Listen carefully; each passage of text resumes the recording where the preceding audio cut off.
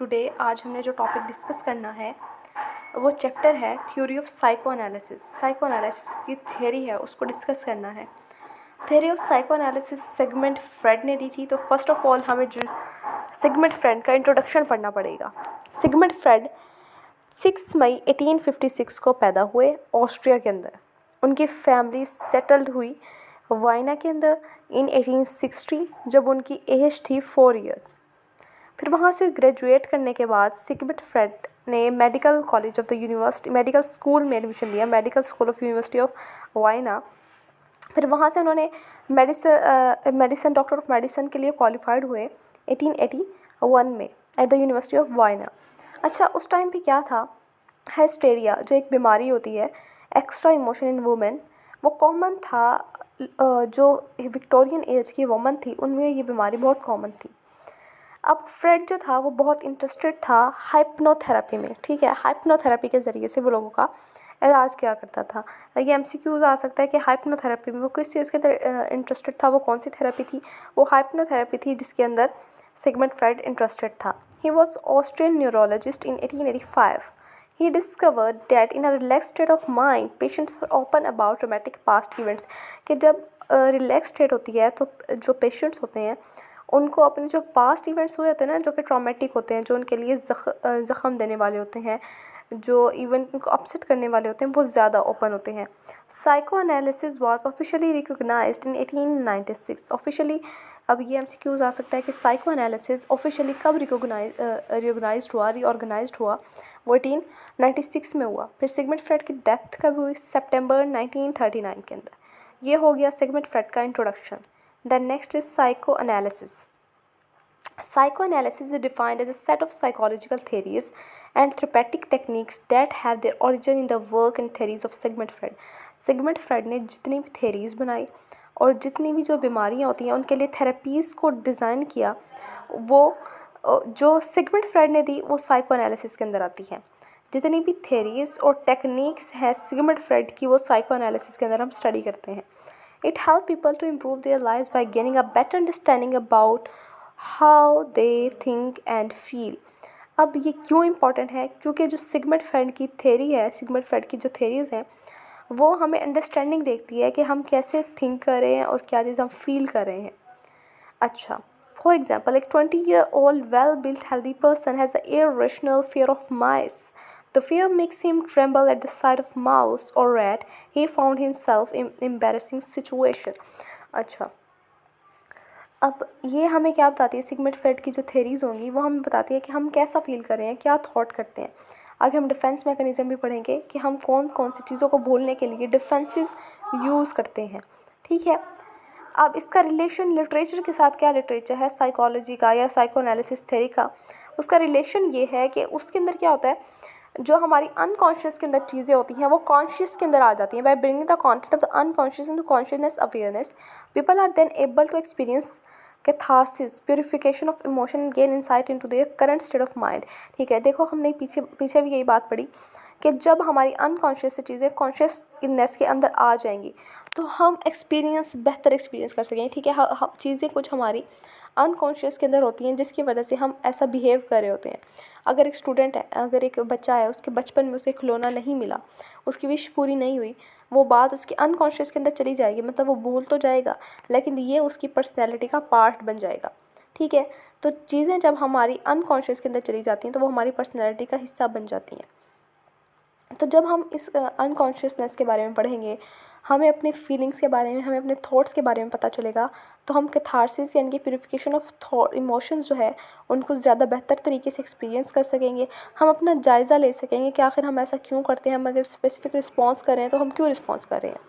Psychoanalysis explored the complexities of the human soul along a major preoccupation of literature। जो psycho analysis जब हम पढ़ते हैं तो वो हमारे इस ह्यूमन सोल के बारे में बताती है और इसका लिटरेचर के साथ क्या लिंक है कि लिटरेचर होता है वो भी ह्यूमन की society, story of human being होती है लिटरेचर।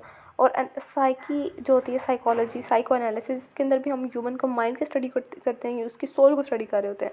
और सोसाइटी होती है वो लिटरेचर से, और सोसाइटी होती है वो असल में इंसानों से, ह्यूमन से मिलकर ही बनी होती है। तो साइकोलॉजी, साइको एनालिसिस का लिटरेचर के साथ क्लोज लिंक है।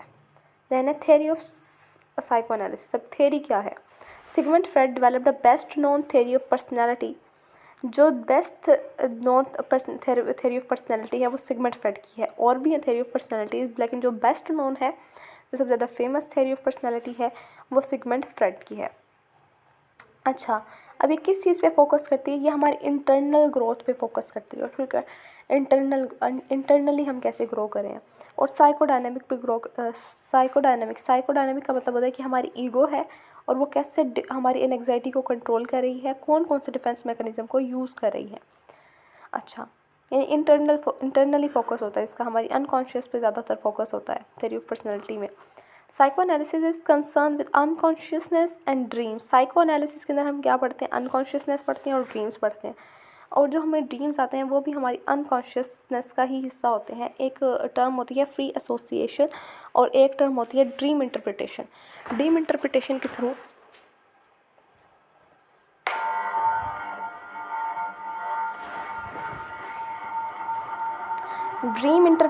थ्रू हम क्या करते हैं कि जो हमारे ड्रीम्स होते हैं उसको जज करते हैं कि हम कोई एक पर्सन है वो ड्रीम में क्या क्या देख रहा है और क्या क्या नहीं देख रहा।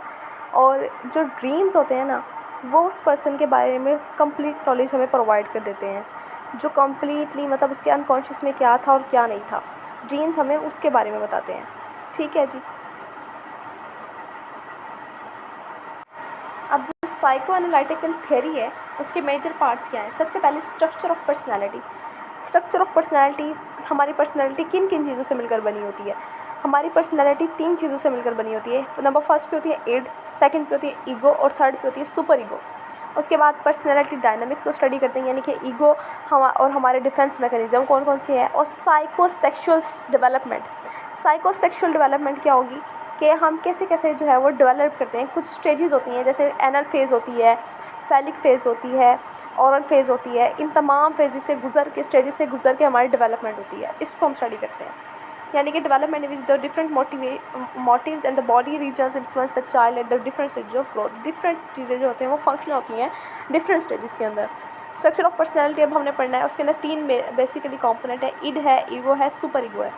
इड क्या चीज़ होती है? इड हमारी ज़िद होती है कि एक चीज़ चाहिए तो बस चाहिए। फॉर एग्जांपल, अगर इड को आप यहाँ से देख सकते हैं, आप ये हमारे प्लेयर प्रिंसिपल होते हैं, या फिर हम कह सकते हैं कि प्राइमल अर्जीज होती हैं। लाइक अगर मैं फॉर एग्जांपल डाइट पे हूँ और मैं चॉकलेट को देख लेती हूँ और मैं कहती हूँ मुझे चॉकलेट खानी है तो बस खानी है, ये हमारी इड होती है। फिर उसके बाद नेक्स्ट है ईगो। ईगो क्या चीज़ होती है? इड के बाद जो लेवल आता है वो ईगो का आता है। ईगो क्या करती है?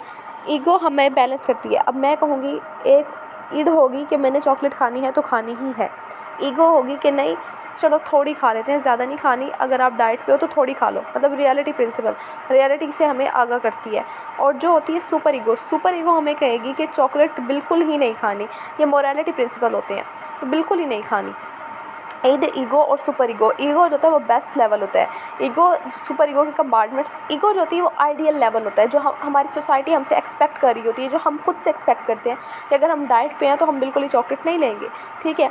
लेकिन ईगो उसको बैलेंस कर देगी कि ले लेते हैं, थोड़ी सी ले लेते हैं, थोड़े से खाने से कुछ नहीं होता।